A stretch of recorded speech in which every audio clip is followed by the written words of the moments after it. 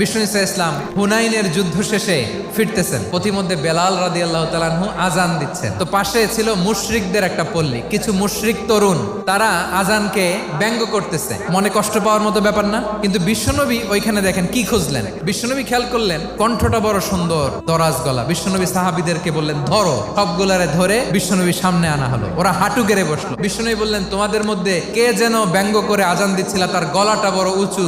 আবু মাহজুরা বলে আমার বন্ধুরা সবাই আমার দিকে আঙ্গুল দেখায়। আবু মাহজুরার মাথায় হাত দিয়ে বললেন এবার আজান দাও দেখি। আবু মাহজুরা বলে আমি তো আজান দিতে জানি না। বিশ্বনবী বললেন তাহলে আসো আমি তোমারে শিখাই দেই। বিশ্বনবী একটা বাক্য পরে, আবু মাহজুরা পরে, বিশ্বনবী পরে, আবু মাহজুরা পরে। আবু মাহজুরা বলে এক একটা বাক্য পড়ি আমার কলিজাটা গলে ঠান্ডা হয়ে যায়। বিশ্বনবীর সাথে দাঁড়িয়ে উনি শাহাদা পড়ে মুসলমান হয়ে গেলেন। বিষ্ণু ইসা ইসলাম বললেন যাও আবু মাহজুরা, আমি তোমাকে পৃথিবীর শ্রেষ্ঠতম মসজিদ মক্কার মসজিদুল হারামের মুয়াজ্জিন হিসেবে অ্যাপয়েন্ট করে দিলাম। দেখছেন কিভাবে ট্যালেন্ট হান্টিং করতে হয়।